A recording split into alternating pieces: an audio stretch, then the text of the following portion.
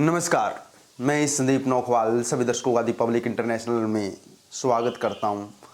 कर्नाटक के चुनाव में अभी सिर्फ एक ही दिन बचा है और मैं अपने एग्जिट पोल जारी कर रहा हूं कि आखिर कर्नाटक के अंदर कौन सी पार्टी सरकार बना रही है और कौन सी पार्टी का बदलाव हुआ है, क्योंकि मोदी जी के रोड शो हो चुके हैं, रैलियां हो चुकी हैं, प्रचार बंद हो चुके हैं और ऐसे में इन रैलियों से क्या इफेक्ट पड़ा है।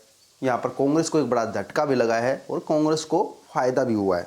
बताना चाहूँगा कि ताज़ा सर्वे में किंग मेकर की भूमिका में जेडीएस एंट्री मार चुकी है, यानी जेडीएस जो चाहेगी उसे सरकार में लेकर आ सकती है, चाहे वो बीजेपी हो चाहे वो कांग्रेस हो। यानी जेडीएस इतनी सीटें हासिल कर लेगी क्योंकि जेडीएस की भूमिका के बिना कर्नाटक के अंदर सरकार बनाना इम्पॉसिबल होगा। जिस प्रकार से हरियाणा के अंदर विदाउट जेजेपी बीजेपी सरकार नहीं बना पाई, उसी प्रकार से कर्नाटक के अंदर विदाउट जेडीएस कांग्रेस या बीजेपी सरकार नहीं बना पाएगी।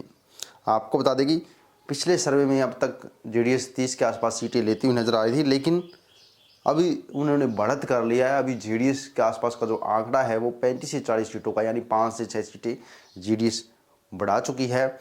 ऐसे में टोटल 225 सीटों में से 35 या 36 सीटें जेडीएस के खाते में जा सकती है। और वहीं पर कर्नाटक विधानसभा में 10 मई को जो मतदान हो रहे हैं, ऐसे में बड़ा झटका बड़े नेताओं को लगा है। बताना चाहूँगा कि बीजेपी, कांग्रेस और जेडीएस समेत तमाम दलों ने पूरी ताकत पिछले दिनों में लगाई है। जहाँ कांग्रेस विभिन्न ओपिनियन पोल में सरकार बनने के दावे से उत्साहित है, तो वहीं भाजपा को अपनी सरकार बनाने की उम्मीद है। वोटिंग से चंद दिनों पहले आज रविवार को एक ताज़ा ओपिनियन पोल सामने आया है। आपको बता दें कि इसके बाद हमने मंडे को एंड ट्यूसडे को काफ़ी इस ओपिनियन पोल के अंदर काफ़ी बदलाव किया, काफ़ी देखा, बारीकी से जांच की। तो आज जो है ट्यूसडे को मैं ये वीडियो जारी कर रहा हूँ, ट्यूसडे यानी 9 मई को, चुनाव से ठीक एक दिन पहले।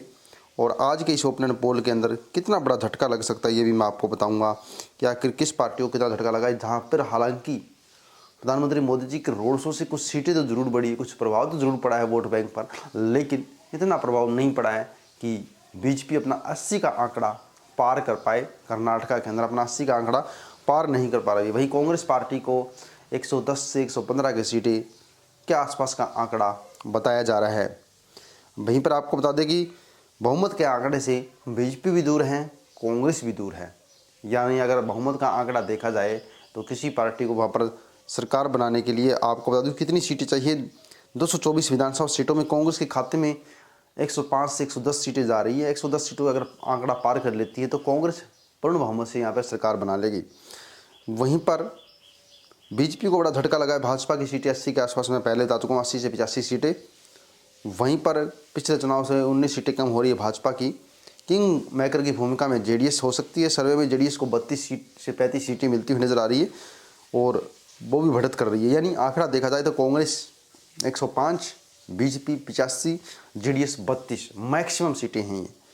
और यहाँ पर इसी बात से अगर क्षेत्र वाइज देखा जाए तो मैं आपको बता दूं कि मैसूर इलाके में जेडीएस सबसे बड़ी पार्टी बनती दिखाई दे रही है। यहाँ की 62 सीटों में जेडीएस को 28, कांग्रेस को 26, बीजेपी को सिर्फ 7 सीटें मिलने का अनुमान है। वही बॉम्बे कर्नाटक रीजन में 50 सीटें हैं, जिसमें बीजेपी को 29 मिलने के सारे, कांग्रेस को 20 और जेडीएस को 1 सीट मिल सकती है।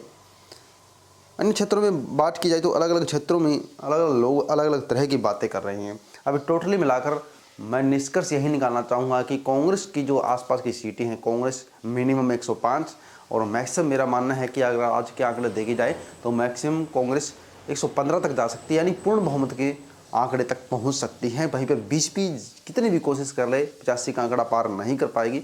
जेडीएस 30 से 35 की आसपास सीटें निकाल सकती है। यानी अगर कांग्रेस का मार्जिन कम होता है तो जेडीएस का मार्जिन बढ़ सकता है, बीजेपी का मार्जिन फिर भी नहीं बढ़ेगा। तो कांग्रेस में एक बार फिर से आप कांग्रेस सरकार का वेलकम कर सकते हैं कर्नाटक के अंदर। कैसा लगा ओपिनियन पोल या एग्जिट पोल, कमेंट कर सकते हैं। जय हिंद।